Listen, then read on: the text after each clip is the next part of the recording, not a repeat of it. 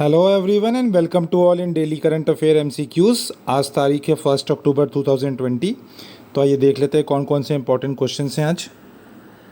Questions की ओर बढ़ने से पहले ये हमारे कुछ पेड सब्सक्रिप्शंस हैं जिन्हें आप ले सकते हैं। ईयरली प्लान जो है 499 रुपीज़ का है, मंथली प्लान जो है वो 99 रुपीज़ का और एनसीईआरटी 299 रुपीज़ का है। अगर आप ईयरली प्लान लेते हैं तो आपको 499 रुपीज़ गूगल पे या फ़ोनपे करना पड़ेगा रिस्पेक्टिव नंबर पे। उसके बाद स्क्रीनशॉट को शेयर करना पड़ेगा व्हाट्सएप पे। जैसे आप स्क्रीनशॉट को शेयर करते हैं आप ये सारी फैसिलिटीज़ को अवेल कर पाते हैं और साथ में जो भी हम लोग करंट अफेयर डिस्कस करेंगे उसके पीडीएफ नोट को भी अवेल कर पाते हैं। तो चलिए बढ़ते हैं आगे।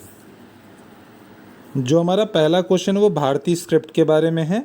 हमें बताना है कि कौन कौन सी इंडियन लैंग्वेजेस सपोर्ट करती हैं भारतीय स्क्रिप्ट को।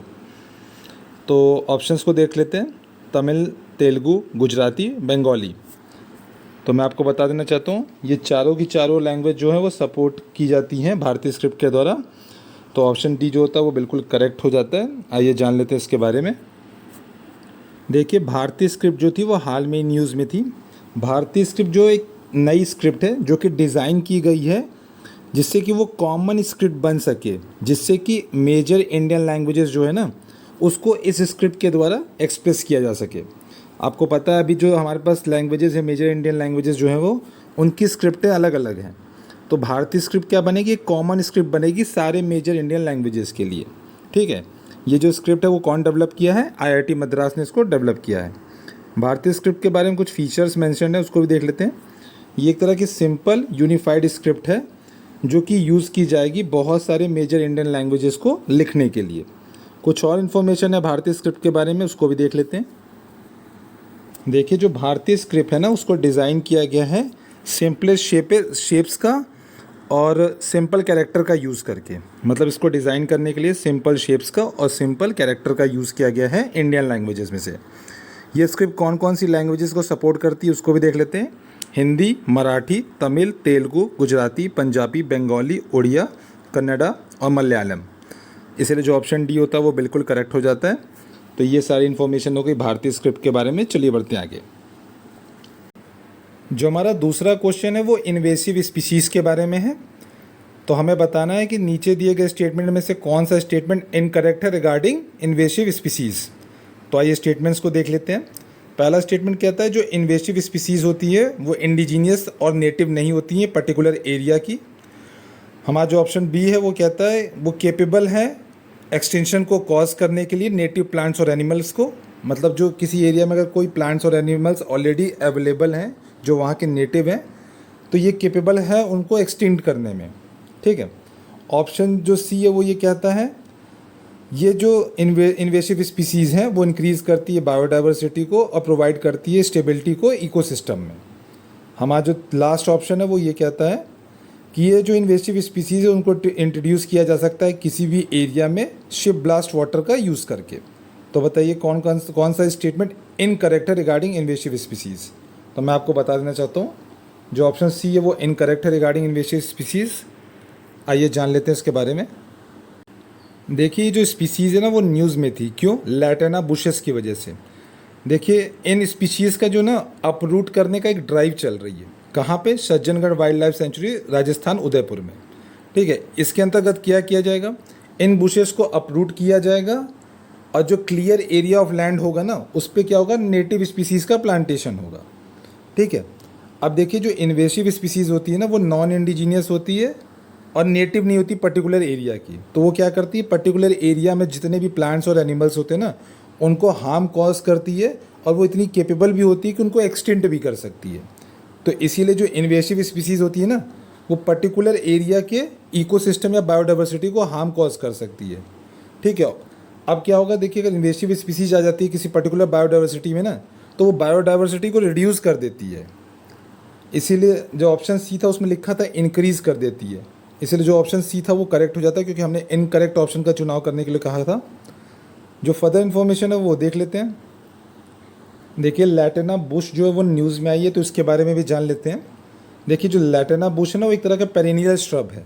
ये बहुत ही एक्सटेंसिव, डेंस और इम्पेनिट्रेबल थिकेट्स होते हैं। मतलब ये बहुत ज़्यादा घने होते हैं। ये कहाँ के नेटिव है? सेंट्रल और साउथ अमेरिका के। देखिए, इन्वेसिव स्पीसीज़ को इंट्रोड्यूस कब किया गया था? ये किया गया था ट्रॉपिकल रीजन्स में इंट्रोड्यूस 1807 में। एज अ ऑर्नामेंटल प्लांट, मतलब इसको सजावट के लिए लाया गया था 1807 में, ठीक है। और ये जो स्पीसीज़ है ना वो बायोडाइवर्सिटी को रिड्यूस करती है और एक तरह की एग्रीकल्चर वीड है। तो ये सारी इन्फॉर्मेशन हो गई इस स्पीसीज़ के बारे में। चलिए बढ़ते आगे। जो हमारा थर्ड क्वेश्चन है उसमें कुछ स्टेटमेंट्स मेंशन की गई हैं, तो आइए स्टेटमेंट्स को ध्यान से देख लेते हैं। पहला स्टेटमेंट कहता है जो इंडस वैली सिविलाइजेशन है ना वो जाना जाता अपने अर्बन सिविक प्लानिंग की वजह से। हमारा जो दूसरा स्टेटमेंट है वो कहता है कि इंडस वैली सिविलाइजेशन के दौरान मैरिटाइम ट्रेड के कोई भी एविडेंस नहीं मिले हैं। तो बताइए कौन कौन सा स्टेटमेंट करेक्ट है। तो मैं आपको बता देना चाहता हूँ जो पहला स्टेटमेंट है वो बिल्कुल करेक्ट है, लेकिन जो दूसरा स्टेटमेंट है वो इनकरेक्ट है। तो ऑप्शन ए जो होता है वो करेक्ट हो जाता है। आइए जान लेते हैं इंडस वैली सिविलाइजेशन के बारे में। देखिए हड़प्पन सिविलाइजेशन की खोज हुए ना आज 100 साल पूरे हो गए। तो इसी दिन के उपलक्ष्य में इंडिया स्टडी सेंटर ट्रस्ट और directorate of archaeologically and museum in दोनों ने मिलकर एक 10 डेज़ का ऑनलाइन लेक्चर सीरीज लॉन्च किया है जो कि स्टार्ट होगा 5 अक्टूबर से। देखिए 1920s में मोहनजोदड़ो और हड़प्पा दोनों की दोनों सिटीज़ को अनअर्थ किया गया था। ये दोनों सिटीज़ जो हैं वो इंडस वैली सिविलाइजेशन की हैं और 1920s में किया था। तो आज है 2020, तो इनको 100 साल हो गए हैं अनअर्थ किए हुए। देखिए जो इंडस वैली सिविलाइजेशन है ना वो बहुत ही पुरानी सिविलाइजेशन है और जो ये दोनों की दोनों जो मेजर सिटीज़ हैं इंडस वैली सिविलाइजेशन की कौन कौन सी, मोहनजोदड़ो और हड़प्पा, ये दोनों सिटीज़ जो है वो फाइनेस्ट एग्जाम्पल है अर्बन सिविक प्लानिंग का।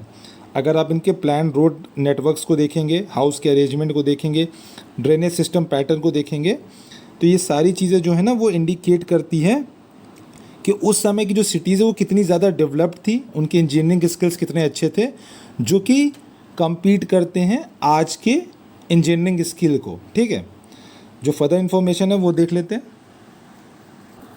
देखिए मेसोपोटामियन सिविलाइजेशन और हड़प्पन सिविलाइजेशन दोनों के बीच में एक्सटेंसिव मैरीटाइम ट्रेड नेटवर्क देखा जाता है, इसलिए जो दूसरा स्टेटमेंट था वो इनकरेक्ट था क्योंकि वहाँ पे ये मेंशन था कि मैरीटाइम ट्रेड का कोई भी एविडेंस नहीं मिला है।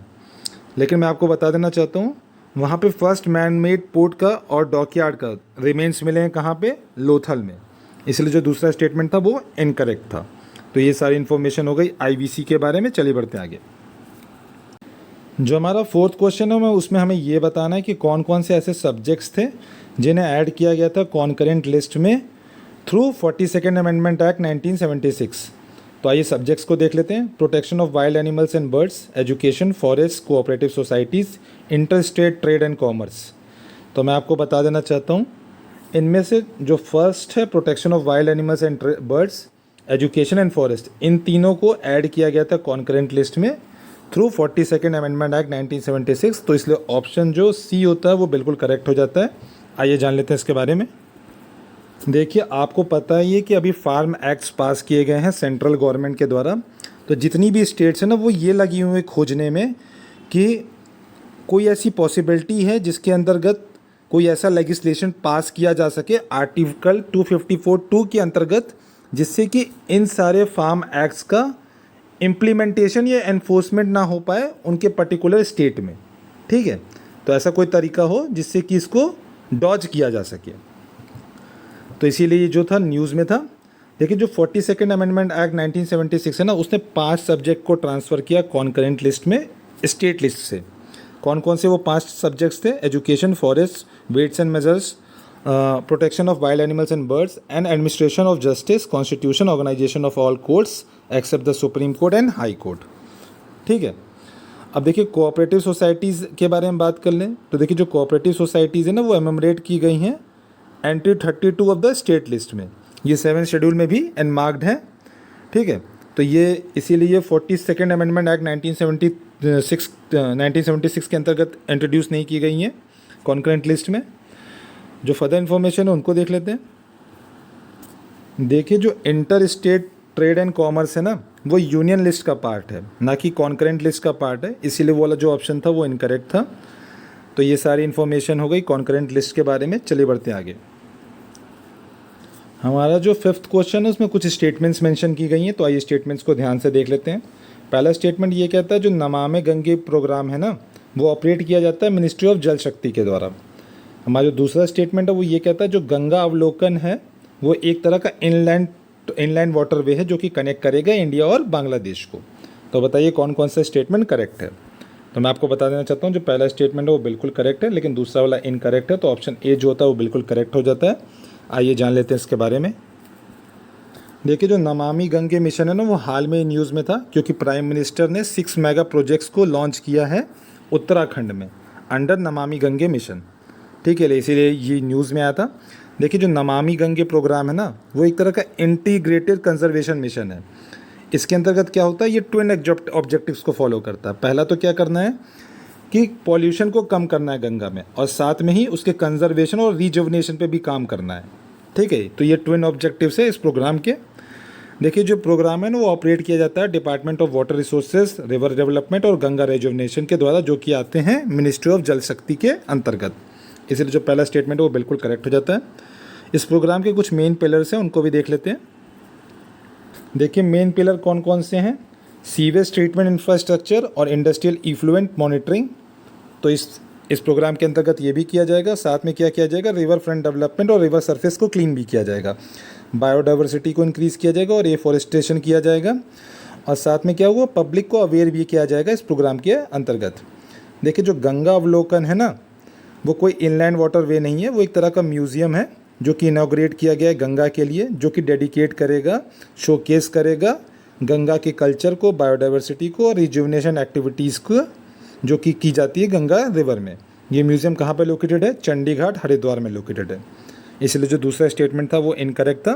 तो ये सारी इन्फॉर्मेशन हो गई नमामि गंगे मिशन के बारे में। चलिए बढ़ते हैं आगे। जो हमारा 6th क्वेश्चन है वो इंडिया टैक्स सिस्टम के बारे में है। तो आइए स्टेटमेंट्स को ध्यान से देख लेते हैं। पहला स्टेटमेंट कहता है कि लास्ट 10 ईयर्स में ये देखा गया है कि जो इंडिया का indirect tax to GDP ratio है वो कम है डायरेक्ट टैक्स और टू जीडीपी रेशियो से। हमारा जो दूसरा स्टेटमेंट है वो ये कहता है कि जो एवरेज शेयर है ना डायरेक्ट टैक्स का OECD कंट्रीज़ में, वो ज़्यादा है इंडिया से। तो बताइए कौन कौन सा स्टेटमेंट करेक्ट है।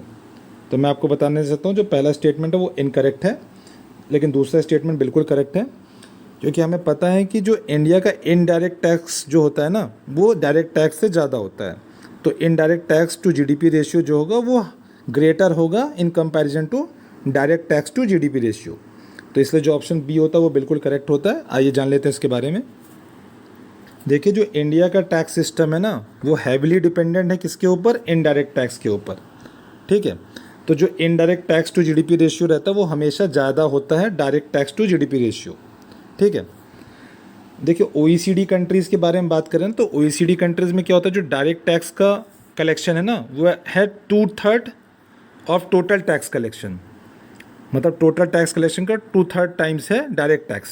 ठीक है, लेकिन इंडिया के केस में अगर बात करें ना, तो ये टोटल टैक्स कलेक्शन का सिर्फ 1/3 है। 1/3 क्या, 1/3 से थोड़ा सा ज़्यादा है। ठीक है, नीचे जो ग्राफ दिया उसको देख लेते हैं। देखिए ग्राफ में आपको ये दिख रहा होगा, यहाँ पे 3 इंडिकेटर्स हैं, total tax to GDP, indirect tax to GDP और डायरेक्ट टैक्स जीडीपी। ठीक है, तो टोटल टैक्स जीडीपी आप देखेंगे 18.9 है। बेस ईयर कौन सा है इसमें, बेस ईयर है 2011 और 12। ठीक है, 2011 और 12 के कंपैरिजन में आप देखेंगे तो आपका जो टोटल टैक्स है ना वो इतना है 18.9, लेकिन इनडायरेक्ट टैक्स का देखिए रेशियो कितना है 11.6 और डायरेक्ट टैक्स का 7.4। तो मतलब कहने का मतलब है इनडायरेक्ट टैक्स जो है वो डायरेक्ट टैक्स से ज़्यादा है। ठीक है, इसलिए जो indirect tax to GDP ratio होता है वो भी ज़्यादा होता है। तो ये सारी इन्फॉर्मेशन हो गई इसके बारे में। चलिए बढ़ते हैं आगे। जो हमारा 7th क्वेश्चन है वो वाइल्ड फायर्स के बारे में है। हमें ये बताना कि कौन कौन से फैक्टर्स हैं जो इन्फ्लुएंस कर सकते हो वाइल्ड फायर्स को। तो आइए फैक्टर्स को देख लेते हैं। Increase in average temperature, increase in the intensity of heat waves, increase in the frequency of droughts. तो बताइए कौन कौन से फैक्टर्स इन्फ्लुएंस करेंगे वाइल्ड फायर्स को। तो मैं आपको बताना चाहता हूँ ये तीनों के तीनों फैक्टर जो इन्फ्लुएंस करते हैं वाइल्ड फायर को, तो ऑप्शन डी जो होता है करेक्ट हो जाता है। आइए जान लेते हैं इसके बारे में। देखिए कुछ न्यू की फाइंडिंग्स की गई हैं साइंटिस्ट के द्वारा, जो कि लिंक शो करती हैं क्लाइमेट चेंज का वाइल्ड फायर से। तो साइंटिस्टों ने ये पता किया है कि कुछ ऐसे कंसर्न हैं, कुछ ऐसे लिंकेजेस भी हैं जो कि ह्यूमन इंड्यूस क्लाइमेट चेंज और फायर रिस्क के बीच में है। मतलब ह्यूमन इंड्यूस क्लाइमेट चेंज की वजह से क्या होता है, वाइल्ड फायर जो होती है वो इंक्रीज़ होती है, ओरिजिनेट होती है। ठीक है, तो जो फिफ्थ असेसमेंट रिपोर्ट हुई थी आईपीसीसी की, जो कि पब्लिश की गई थी 2013 में, उसमें आइडेंटिफाई किया गया है कुछ फैक्टर्स को जो इन्फ्लुएंस करते हैं वाइल्ड फायर्स को। तो वो कौन कौन से फैक्टर्स हैं उनको एक एक करके देख लेते हैं। तो देखिए कौन कौन से फैक्टर है। पहला फैक्टर है global increase in average temperature, दूसरा है global increase in the frequency, ठीक है, intensity and extent of heat waves, मतलब फ्रीक्वेंसी भी इंक्रीज कर जाती है हीट वेव की, उसकी इंटेंसिटी भी बढ़ती जा रही है और एक्सटेंट भी बढ़ता जा रहा है, ठीक है। जैसे कहने का मतलब है कि अगर वो हीट वेव किसी पर्टिकुलर एरिया में पहले रहती थी, अब उसके एक्सटेंट को इंक्रीज़ कर दिया गया है। जैसे मान लीजिए साल में 3 महीने अगर गर्मी होती है तो 10 बार ये हीट वेव्स चलती थी, उनकी फ्रीक्वेंसी बढ़ के 20 बार हो गई है और इंटेंसिटी भी बढ़ गई है। मान लीजिए वो इन हीट वेव्स की वजह से टेम्परेचर 10 डिग्री तक इंक्रीज़ करता था, तो अब 10 से 15 डिग्री यानी 10 डिग्री से अबव इंक्रीज़ करने लगा है। तो ये तीनों के तीनों जो हैं वो अपना इफेक्ट शो कर रहे हैं। और साथ में क्या है, कि जो regional increase in frequency, duration और इंटेंसिटी ऑफ ड्राउट है ना, ये भी कंट्रीब्यूट करती है वाइल्ड फायर में। तो वो तीनों के तीनों जो फैक्टर्स मेंशन थे जो इन्फ्लुएंस करते हैं वाइल्ड फायर को, वो बिल्कुल करेक्ट थे आईपीसीसी के अनुसार। तो ये सारी इन्फॉर्मेशन हो गई इसके बारे में। चलिए बढ़ते हैं आगे। जो हमारा 8th क्वेश्चन है वो भाभा कवच के बारे में है। तो आइए स्टेटमेंट्स को ध्यान से देख लेते हैं। पहला स्टेटमेंट क्या था, जो भाभा कवच है ना, वो इंडिया का लाइटेस्ट बुलेट प्रूफ जैकेट है जो कि विथस्टैंड कर सकता है बुलेट्स को AK-47 असॉल्ट राइफल से, ठीक है।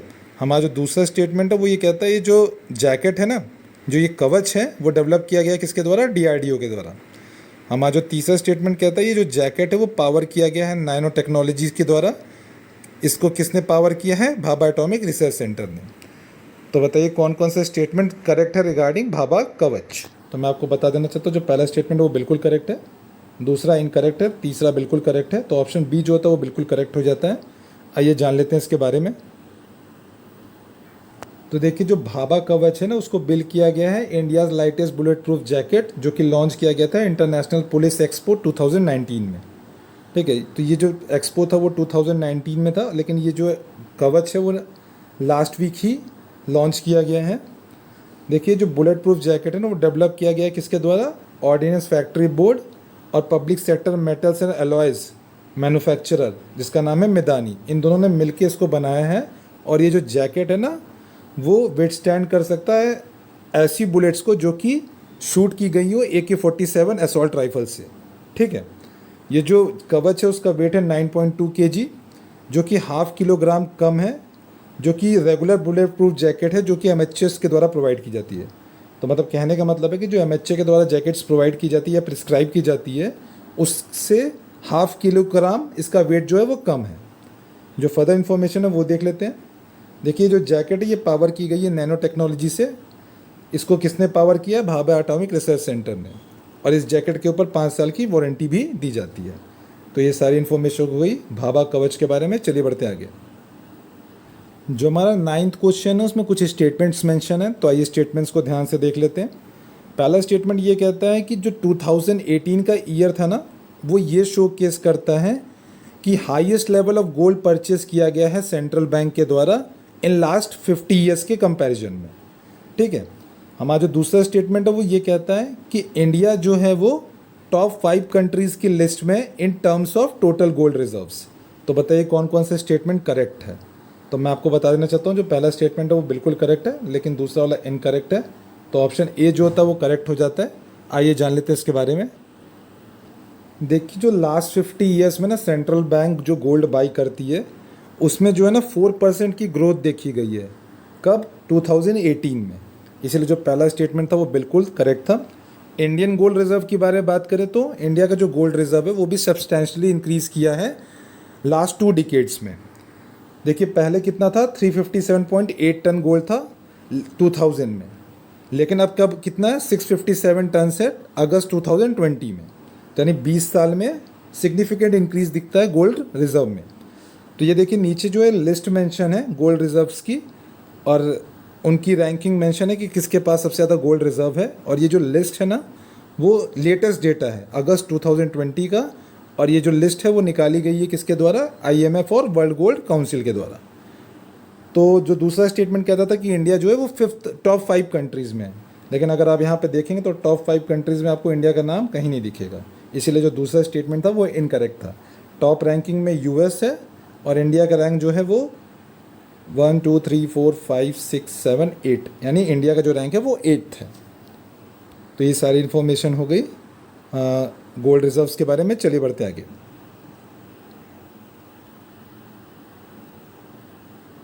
जो हमारा 10th क्वेश्चन है उसमें कुछ स्टेटमेंट्स मेंशन की गई हैं, तो आइए स्टेटमेंट्स को ध्यान से देख लेते हैं। पहला स्टेटमेंट कहता है जो पोर्ट ब्लेयर है वो कोलकाता से क्लोजर है इन कंपैरिजन टू चेन्नई। हमारा जो दूसरा स्टेटमेंट है वो ये कहता है जो डंकन पास है वो सेपरेट करता है मिडिल अंडमान को साउथ अंडमान से। तो बताइए कौन कौन सा स्टेटमेंट करेक्ट है। तो मैं आपको बता देना चाहता हूँ जो पहला स्टेटमेंट है वो बिल्कुल करेक्ट है, लेकिन दूसरा स्टेटमेंट जो वो इनकरेक्ट है, तो ऑप्शन ए जो होता है वो करेक्ट हो जाता है। आइए जान लेते हैं इसके बारे में। तो देखिए अगर आप डिस्टेंस की बात करेंगे ना, तो जो पोर्ट ब्लेयर से जो कोलकाता है उसका जो डिस्टेंस है 1230 किलोमीटर है, और जो चेन्नई का डिस्टेंस है वो 1400 किलोमीटर है। तो ऑब्वियस सी बात है कोलकाता जो है वो नज़दीक है पोर्ट ब्लेयर से। अगर डंकन पास के बारे में बात करें तो देखिए जो डंकन पास है वो एक तरह का स्ट्रेट है कहाँ, इंडियन ओशन में, और ये जो डंकन पास है ना वो सेपरेट करता है साउथ अंडमान को लिटिल अंडमान से। देखिए डंकन पास आपको दिखेगा, ये साउथ अंडमान वाला रीजन और ये लिटिल अंडमान वाला रीजन। तो ये जो स्ट्रेट है ना वो साउथ अंडमान और लिटिल अंडमान को सेपरेट करता है, इसलिए जो दूसरा स्टेटमेंट था वो इनकरेक्ट था। तो ये सारी इन्फॉर्मेशन हो गई इसके बारे में। चलिए बढ़ते आगे। Okay, we have reached to the end. If you found this video knowledgeful, please hit the like button, subscribe to our channel and share this video. And if you want to access our free study material, you can join our Telegram group. The link will be provided in the description box. And thank you for watching the video. Have a good day.